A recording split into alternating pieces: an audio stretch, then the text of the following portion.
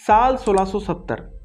ये वो साल था जब छत्रपति शिवाजी महाराज के सबसे निकटतम सरदार तानाजी मालुसरे अपने बेटे रायबा की शादी की तैयारी में जुटे थे।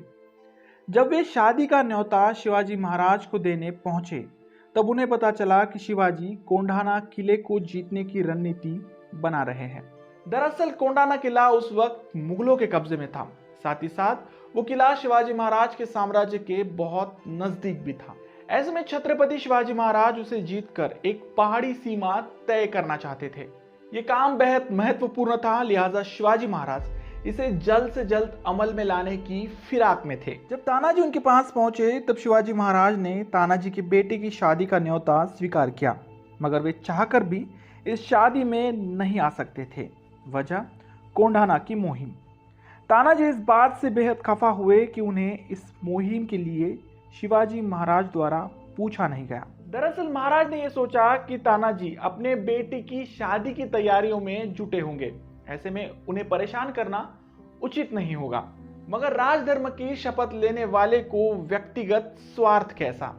ऐसे में तानाजी अपनी बड़ी आवाज में शिवाजी महाराज से कहते हैं, आधी लगीन कोंढाण्याचं मग माझ्या रायबाचं, मतलब पहले कोंढाना को जीतूंगा और बाद में मेरे बेटे की शादी कराऊंगा। इस दौरान यह तय हुआ कि तानाजी मालुसरे ही कोंढाना की मुहिम पर जाएंगे।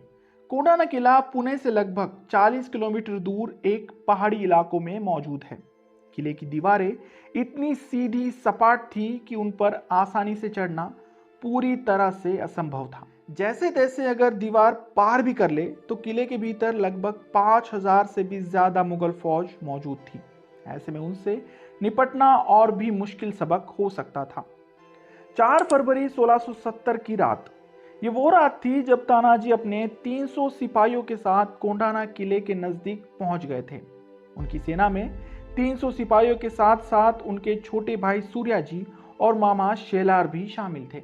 जब तानाजी वहां पहुंचे तब उन्होंने देखा कि किले की दीवारों पर चढ़ना वाकई बहुत मुश्किल है। साथ ही साथ मुगलों का पहरा इतना तगड़ा था कि अगर ऊपर से किसी ने झांक कर भी देखा तो सभी मराठा सेना मुगलों के लिए महज एक टारगेट प्रैक्टिस बन सकती थी। ऐसे में तानाजी मालुसरे को कोई ऐसी जगह ढूंढनी थी जहां से चढ़ाई भी आसान हो और वहां पर मुगलों का पहरा भी थोड़ा ढीला हो।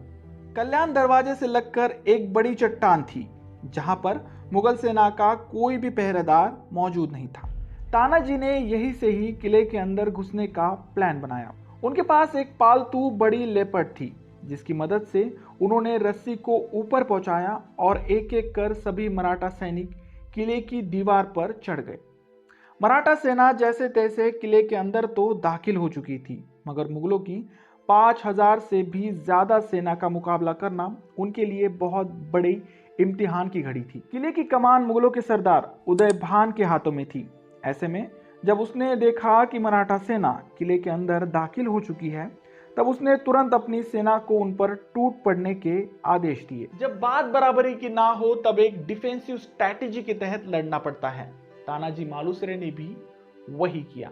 उन्होंने अपनी सेना को छोटे छोटे तबके में डिवाइड किया और उन्हें किले की चारों ओर फैला दिया ताकि दुश्मन को उनकी छोटी सेना का पता नहीं चल पाए। जब मुगलों की सेना एक साथ मराठाओं पर टूट पड़ी तब चारों ओर से उन पर वार हुए।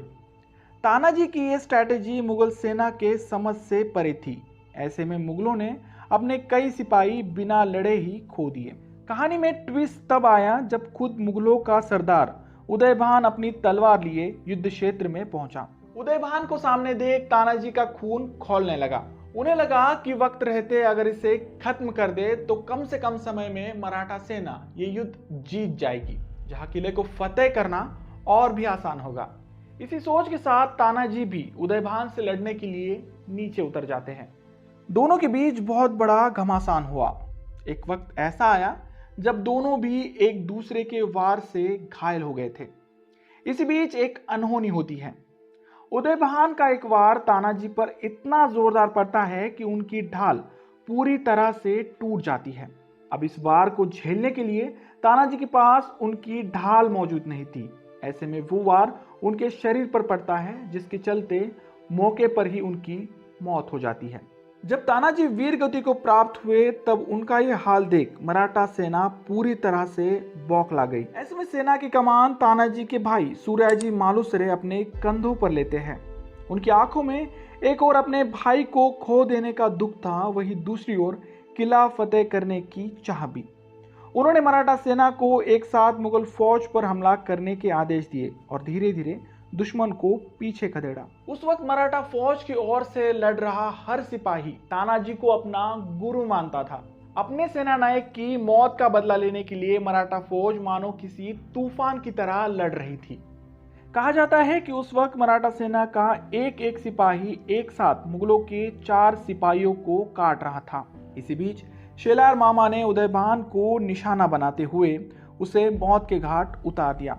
उदयभान के चले जाने से मुगल सेना में अफरा तफरी मच गई। हालांकि दूसरे सरदारों ने सेना की कमान संभालने की कोशिश की, मगर काम नहीं बना। मराठा सेना अब पूरी तरह से मुगलों पर हावी हो चुकी थी। ऐसे में सुबह होते होते मुगल फौज ने हथियार डाल दिए और मराठाओं की जीत हुई। अपनी चिंता भरी नजरों से किले की तरफ नजर गड़ाए बैठे शिवाजी महाराज ने जब कोंडाना पर लहराते हुए भगवे ध्वज को देखा तब उनकी खुशी का ठिकाना नहीं रहा। मगर ये खुशी महज कुछ ही पलों की थी। जब सूर्य जी कोंडाना पर हुई जीत की खबर लिए महाराज के सामने पहुंचे तब उनका शरीर खून से लथपथ था और निगाहें जमीन पर गड़ी हुई थी। शिवाजी महाराज ने उनसे तानाजी के बारे में पूछा, मगर सूर्य जी की तरफ से कोई जवाब नहीं आया। वे अभी भी जमीन को उदासी भरी नजरों से निहार रहे थे। उनके हाथों में तानाजी का खून से लथपथ कमरबंद था। जब महाराज की नजर उस कमरबंद पर गई तब वे समझ गए कि तानाजी वीर गति को प्राप्त हो चुके हैं। उन्होंने आगे बढ़ते हुए उस कमरबंद को अपने हाथों में लिया और अपने लड़खड़ाते हुए शब्दों से कहा, गढ़ आला पण सिंह गेला, यानी किला तो आ गया पर मेरा शेर यानी तानाजी चला गया। शिवाजी महाराज तानाजी के साहस से इतने प्रभावित हुए कि उन्होंने उनके सम्मान में कोंडाना किले का नाम बदलकर सिंहगढ़ रख दिया। आज भी यह किला इसी नाम से जाना जाता है। तानाजी मालुसरे एक ऐसे योद्धा थे जिन्होंने अपने बेटे की शादी और परिवार की परवाह किए बिना शिवाजी महाराज और स्वराज के कामों को प्राथमिकता दी। उनके इसी अप्रोच की वजह से मराठा साम्राज्य में एक और किला शामिल हो गया था। ऐसे महान योद्धा की वीरता को शत शत नमन। आप इनके बारे में क्या सोचते हैं? कमेंट बॉक्स में जरूर लिखें।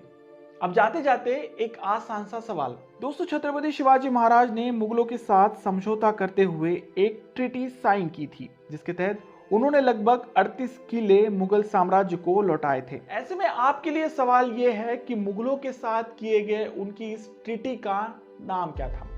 आपका जवाब कमेंट बॉक्स में जरूर लिखें।